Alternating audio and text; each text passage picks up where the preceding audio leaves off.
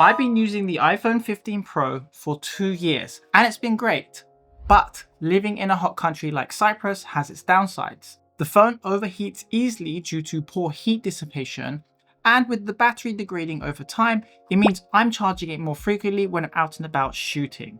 Now this week I actually upgraded to the iPhone 17 Pro. Now this isn't going to be a review because I've had the phone less than a week.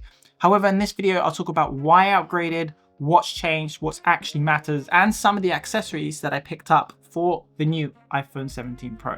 Now my old iPhone 15 Pro looks great in this natural titanium color, but the battery health has dropped to 87%.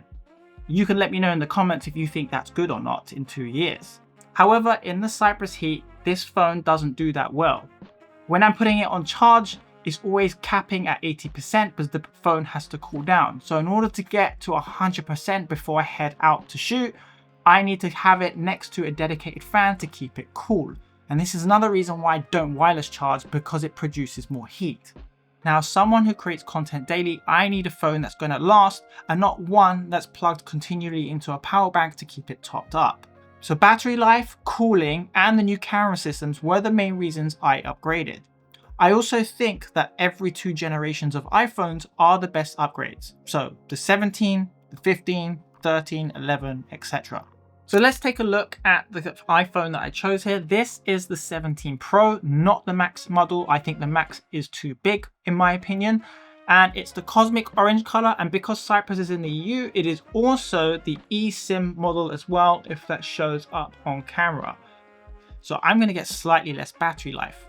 Now, I really like the orange color. It also matches the color of my drone. But the reason I chose this is because, well, I like it. Darker colors like the dark blue, or if it was black, would have been a bad choice because dark absorbs heat more, and I need to avoid the heat as much as possible because temperatures here in Cyprus can reach up to 40 degrees in the summer. Silver looks nice, but the orange just pops. Now I stayed with the 256 gig model because that's the same as what I had on the 15 Pro. I don't really need any more than that because I have iCloud storage to store all my photos and any documents. And for any large video files that I do take on my phone, I just end up moving them to my Synology NAS anyway.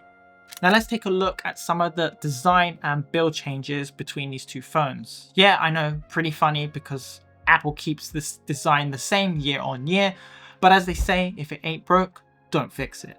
Now, when you look at these phones side by side, it doesn't seem to be like a massive difference. However, the screen is actually slightly bigger on the 17 Pro, going from 6.1 to 6.3 inches. And also one of the main features Apple noted for the 17 Pro is that it has an aluminium unibody instead of the titanium, and this should help with better heat dissipation. Now, having held both of these phones, the iPhone 17 Pro feels lighter, but is actually heavier at 206 grams.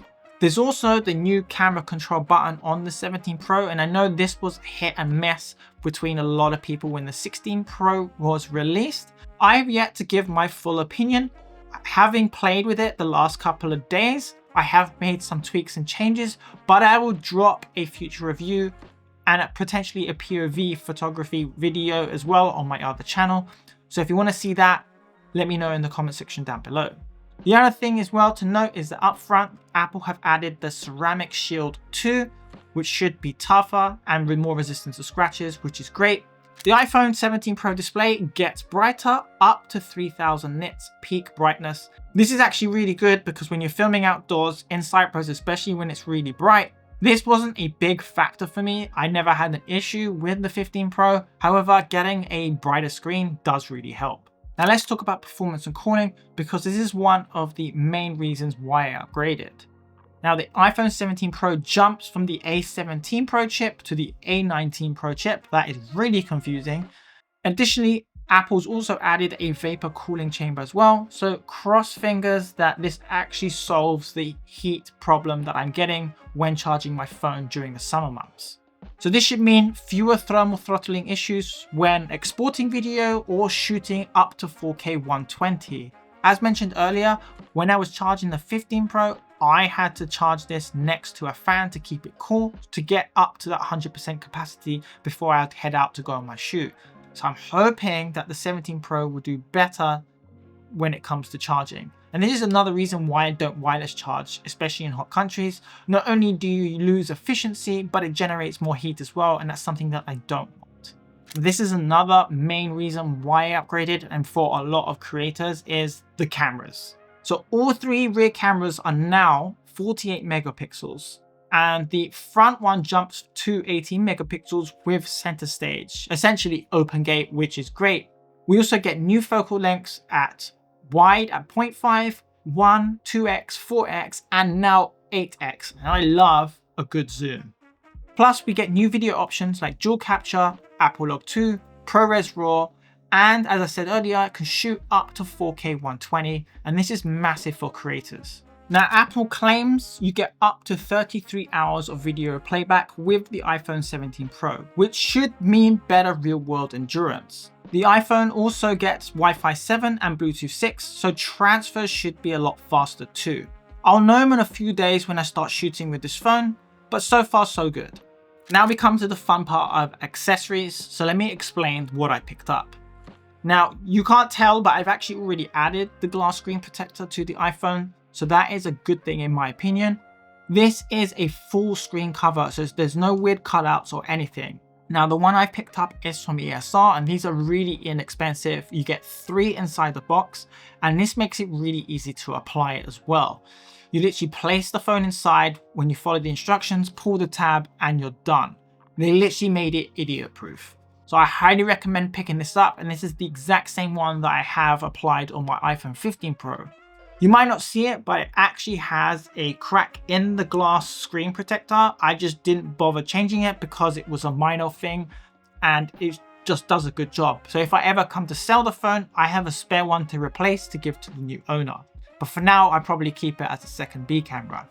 Now, I've actually got 3 cases for this phone. Let's cover the first 2, which are from Ilago, and I couldn't decide on color because I was swayed on threads with the green-orange combo to represent Master Chief from Halo. So the first one here is the Alpine green color, and what I like about this is that it's nice and simple. It's really smooth to hold in the hand. Inside we have this nice fabric, so you're not going to get any scratches on the anodized aluminum, which apparently has been all over threads as a weak point and people scuffing their phones. So you know this is going to be protected. The other great thing is that we have enclosed buttons for everything, including the camera button. The only exposed part would be the camera bump. However, you have such a large lip on here that this is pretty much going to protect the back camera as well. I really like the green. However, I've also picked up Jean Indigo Blue as well. And I couldn't decide, but blue is also a good contrasting color with orange. They also have the MagSafe inside. The good thing is I didn't like the visible ring that other cases have. I think it looks horrible when it is surrounding the Apple logo. So I thought I just want to hide it completely. Nice and simple case. Again, these are really inexpensive. I picked these up on Amazon. I will leave links in the description box down below. There are affiliate links, so if you do decide to pick anything up, it gives me a small commission, but there's no additional cost to you. Like I said, these are pretty inexpensive. You're looking less than $20 US.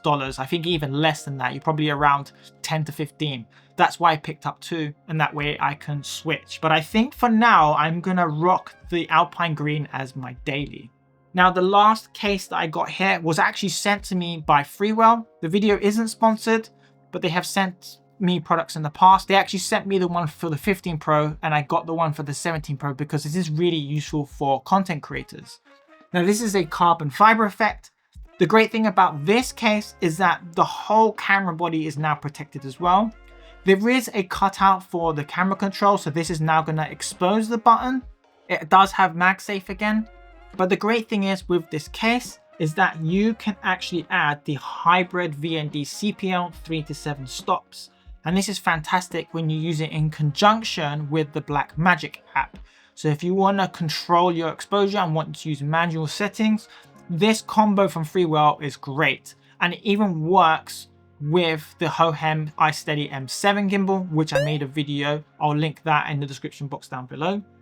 The other great thing as well, this also works with the anamorphic lens that I have from Freewell as well. So if you want something unique and super wide, you literally screw this on to the back of the Freewell case and now you have an anamorphic lens to have some cinematic footage for that extra wide shots that you want. And I just want to make a note here because I really wanted this case for the 17, but I couldn't find it.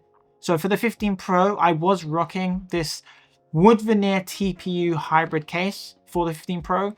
Tenlin do have wooden cases, but none of them had anything plain. They all had these weird designs, which I didn't like. They do a really good job. I don't mind if the case gets scuffed. I'd rather the case get scuffed than the phone, because the 15 Pro is still in pretty much mint condition, and I hope to keep the 17 Pro in mint condition as well. But those are all the accessories that I have for the 17 Pro. At least I can chop and change for when I want to go out to when I want to go filming. All the links in the description box down below. So is it worth upgrading from the iPhone 15 Pro to the 17 Pro? Well, that depends on you. If you're a content creator, photographer, or power user, then yeah, it's definitely worth it for the better cameras and the better battery. But if you're just an average user and you're just browsing the internet, just flicking through things like that, you'll probably be fine with your phone unless the battery is significantly degraded. And that way you'd probably have two choices, with either just replace the battery, which might be the cheaper option, or just upgrade to a new model. It doesn't have to be the 17 Pro. I would stick to MKBHD's review and just pick up the regular iPhone 17, which will pretty much do everything. As I said earlier as well, Apple's biggest jumps always happen every 2 years. So it will be the 13, 15, 17. So this year makes sense to upgrade. I don't think next year iPhone would be that significant, but probably the year after that will be. Personally, I think it's the best time to upgrade. Now, if you want to see a longer term review on the 17 Pro and how I get on with it, consider subscribing. Now, if you want to continue watching and you're interested in zoom lenses, then check out this video on the Sony 7350.